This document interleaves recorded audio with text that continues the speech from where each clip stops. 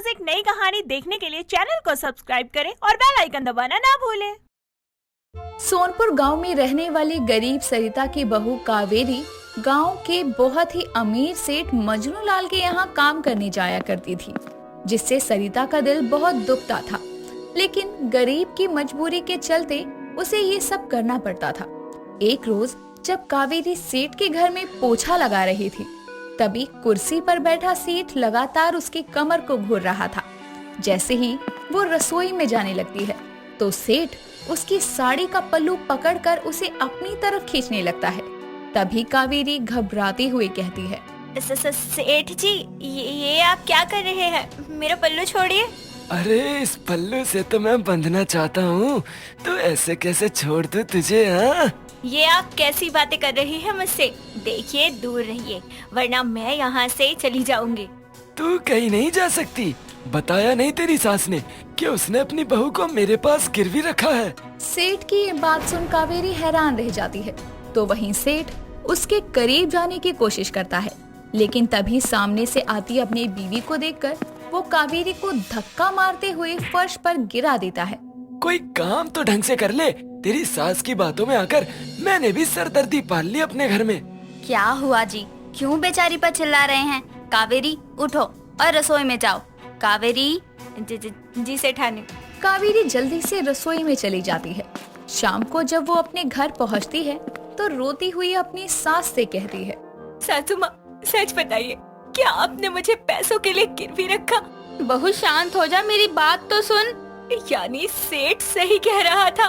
आखिर कैसे कोई सास अपनी बहू को गिरवी रख सकती है? बहू मुझे माफ कर दे, मैं मजबूर थी।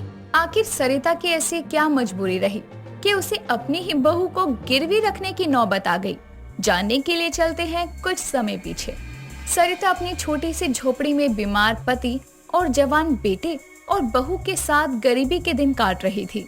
बेटा सोहन गांव की ही एक फैक्ट्री में काम किया करता था, लेकिन उसकी तनख्वाह घर के राशन और उसके पति की दवाइयों में ही चली जाती थी। सर पर पहले से ही कर्जा था, इसीलिए सोहन ने शहर जाकर नौकरी का फैसला किया।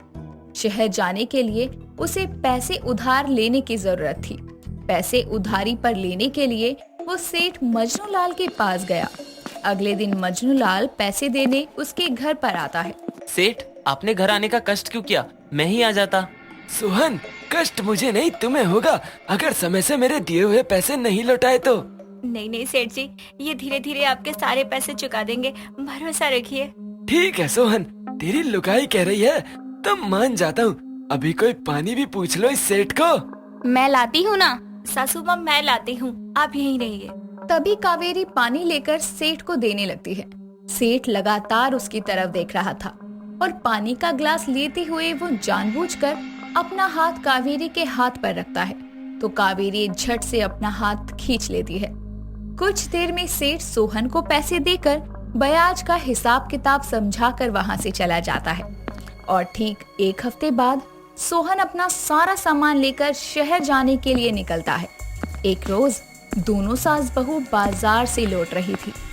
तभी नुक्कड़ की दुकान पर रुकते हुए कावेरी अपनी सास से कहती है, सासू माँ, एक बार सोहन जी को फोन करके हालचाल पूछ लेती हूँ। हाँ कर ले बहू, और पैसे कब भेज रहा है ये भी पूछ लियो। इतना कहकर सरिता उसे फोन करने के लिए पैसे दे देती है और वो दुकान पर सोहन से फोन पर बातें कर रही थी कि तभी सेठ और उसकी पत्नी वहाँ से गुजर रहे थे। तो सेठ को देखकर सरिता रास्ते से साइड हो जाती है।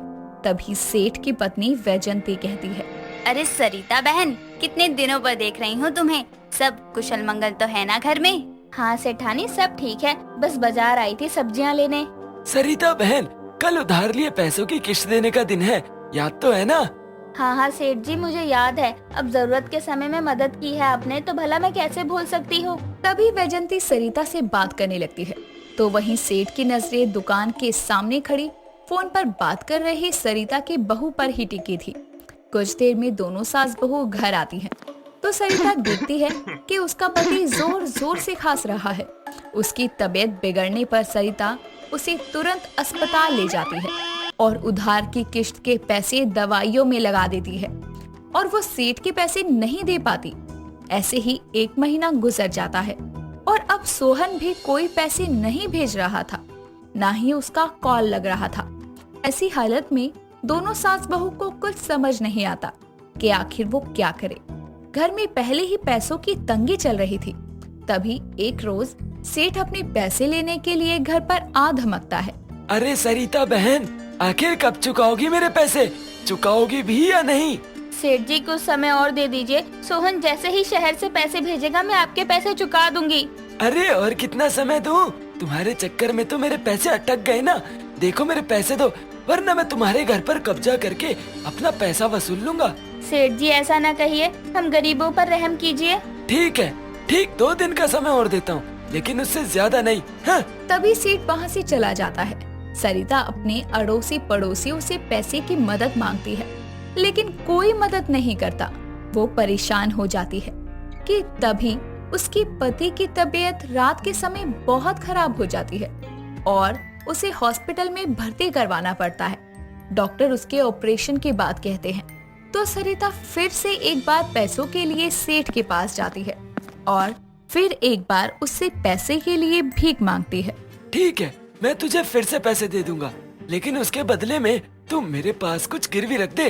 पर मुझ गरीब के पास गिरवी रखने को कुछ नहीं है सेठ जी, न गहने न जमीन। हाँ तो अपनी बहू को गिरवी रख दे। ये कैसी बकवास कर रहे हैं सेठ जी, थोड़ी तो शर्म करो। नहीं चाहिए तुमसे कोई पैसे वैसे।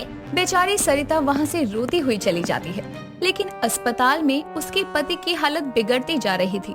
बहुत सोचने के बाद जब उसके पास कोई रास्ता नहीं बचता तो आखिर में वो सेठ की बात मानकर अपनी बहू को गिरवी रख देती है और अपनी बहू को सेठ के घर काम करने के लिए भेज देती है।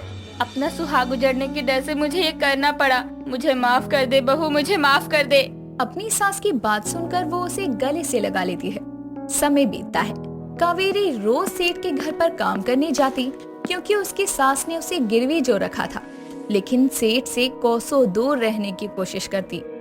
एक रोज दोपहर के समय अचानक सोहन शहर से वापस आता है। माँ, कावेरी कहाँ है? दिख नहीं रही।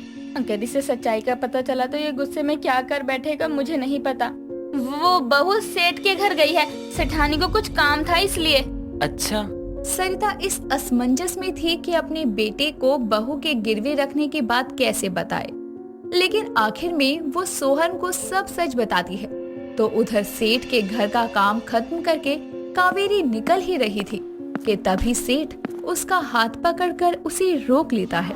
सेठ जी, मेरा हाथ छोड़ दीजिए, वरना मैं चिल्लाऊंगी। अभी तो मौका मिला है मुझे तुम्हें देखने का, ऐसे कैसे छोड़ दूं? भूल गई तो गिरवी रखी बहू है नहीं थी कमीने सेठ, छोड़ उसका हाथ। सोहन के चिल्लाने पर सेठानी भी वहाँ आती है और अपने पति को कावेरी का हाथ जबरदस्ती पकड़ा देखकर हैरान रह जाती है। तभी सोहन गुस्से में वहाँ आकर सेठ को धक्का देकर दूर करता है, साथ उसके सारे पैसे भी लौटाते हुए कहता है, खबरदार जो अपनी गंदी नजर फिर कभी मेरी पत्नी पर डालने की कोशिश की तो। आप इतना गिर सकते हैं, मैं ये सोच भी नहीं सकती थी। शर्म आ रही है आपको मुझे अपना पति कहते हुए। सोहन अपने परिवार के साथ वहाँ से चला जाता है और सेठ मजनू लाल भी शर्मिंदगी से सर झुका लेता है और जिंदगी में कभी अपनी पत्नी से नजरें नहीं मिला पाता। तो वहीं सोहन भी अपनी माँ को कावेरी को गिरवी रखने के लिए कभी माफ ना करने का फैसला करता है। दोस्तों, अगर आपको ये कहानी पसंद आई तो इसे लाइक करें, शेयर करें और कमेंट करके बताएं कि कहानी में आपको सबसे अच्छा क्या लगा।